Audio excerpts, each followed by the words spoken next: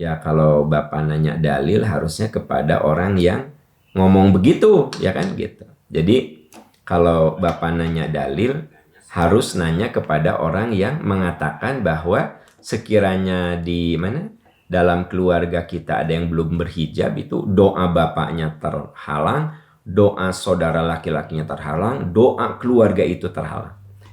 Apa ada dalilnya? Ya Bapak harus nanya ke orang itu ya. Tapi saya barangkali bisa sedikit mengelaborasi tentang masalah ini ya. Bahwa kita ini harus menegakkan amar ma'ruf dan nahi munkar. Mulai dari keluarga kita, ku anfusakum wa ahlikum naro. Selamatkan dirimu dan keluargamu dari api neraka. Jelas kita sepakat itu.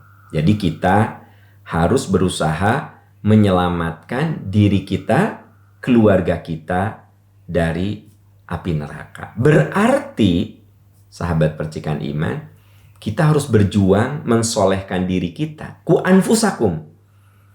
Selamatkan dirimu. Nah, berarti solehkan diri kita. Lalu juga berbarengan dengan itu kita solehkan keluarga kita. Itu betul, kita sepakat itu. Tapi masalah mensolehkan itu, ya ada wilayah yang di luar kemampuan kita.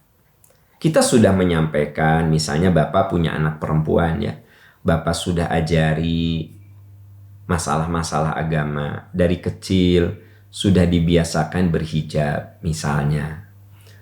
Sudah mengajari sholat. Ya. Sudah mengajarkan agama. Tapi kan ada yang ketika anak itu balik, bahkan dewasa, sepertinya ajaran itu nggak masuk dalam relung hatinya. Dia tidak berhijab, begitu. Nah, apakah si bapak ini akan tertolak doanya? Kalau menurut hemat saya, innallaha la yadlimu mithqala dzarrah. Allah tidak akan zolim sedikit pun. Berarti kan bukan salah si bapak ini, tetapi anaknya yang tidak merespon nilai-nilai kebenaran. Kalau Anda sebagai ayah sudah mengajari anak, sebagai saudara laki-laki sudah mengajari adik perempuannya, kakak perempuannya, tapi ternyata dia tidak mau berhijab, ya masa kemudian doa Anda tertolak? Ya enggak? Jadi maksud saya, kita ini seringkali mendapatkan ancaman-ancaman, tapi terlalu mengeneralisir begitu. Pokoknya kalau kamu punya anak tidak berhijab, susah tuh doamu dikabulkan. Pokoknya kalau kamu punya kakak, punya adik perempuan tidak berhijab, percuma kamu berdoa. Terhalang itu doamu. Ya, itu pendapat yang bersangkutan sebenarnya. Karena kalau kita lihat ayat Quran itu, man kafara fa alaihi kufruh wa man amila sholihan fali anfusihim yamhadun. Coba Anda lihat misalnya dalam surat Ar-Rum ayat 44. Man kafara fa alaihi kufruh. Siapa yang menolak, mengkufuri, kufur itu kan menolak, tidak mau nerima, ya. Fa alaihi kufruh. Maka diri sendirinya lah yang akan menanggung akibat dari penolakan itu. Jadi kalau anak perempuan Bapak tidak mau berhijab, padahal Bapak sudah menyampaikan bahwa wanita itu kalau sudah balik tidak boleh terlihat kecuali ini dan ini, kata Nabi. Ya Asma idza balaghatil mahid lam tura illa hadza wa hadza, kata Nabi. Wahai Asma, kalau wanita sudah balik, tidak boleh terlihat kecuali ini dan ini. Artinya seluruh tubuh wanita dari ujung rambut sampai ujung kaki itu aurat. Yang boleh terlihat wajah, telapak tangan. Ya. Nah, ternyata anak Bapak tidak mendengar itu. Tidak mengikuti itu. Apa menurut ayat ini? Man kafara fa alaihi kufruh.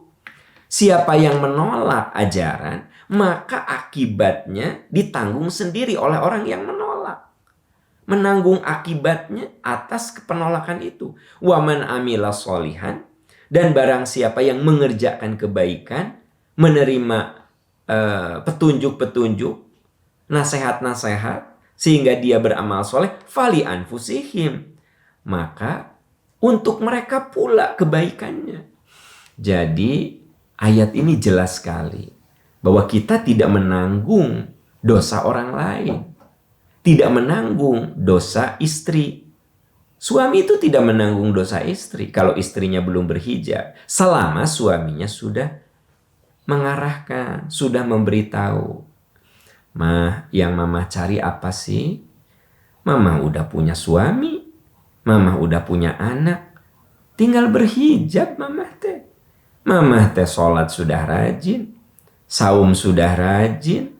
Tinggal satu mah. Kewajiban menutup aurat itu sama dengan kewajiban sholat. Sama dengan kewajiban puasa. Mama merasa berdosa enggak? Kalau ke mall gitu, tidak menutup aurat. Merasa berdosa enggak? Enggak. Hari mama tidak sholat, merasa berdosa. Merasa berdosa. Mama menutup aurat dan sholat itu wajibnya sama. Ada di Quran. Perintahnya jelas. Dalam Al-Ahzab, dalam surat An-Nur. Nah, suami itu udah ngomong kayak gitu, udah ngasih tahu. Bahkan suami itu sengaja, bisi terpercaya, nggak percaya sama suaminya. Akhirnya si suaminya ngasih link ceramah yang mengingatkan itu. Tapi istrinya tetap nggak mau berhijab. Ya tentu saja, man kafaro fa'alaihi kufruh. Kalau istrinya menolak, akibatnya akan ditanggung oleh istrinya. Kalau anaknya menolak, maka ditanggung penolakan itu oleh anaknya. Man kafaro fa'alaihi kufruh. Wa man amila solihan. Tapi kalau istrinya atau anaknya, yang perempuan itu mengikuti ajaran-ajaran yang disampaikan, maka juga kebaikan untuk dirinya. Kan ini jelas ayatnya. Nah, makanya kalau ada yang begitu keras mengatakan, kalau istrimu tidak berhijab, percuma doamu itu tertolak. Bila anak perempuanmu tidak berhijab, percuma doamu percuma kamu berdoa, tertolak doa kamu. Nah, kalau menurut ayat ini tidak demikian.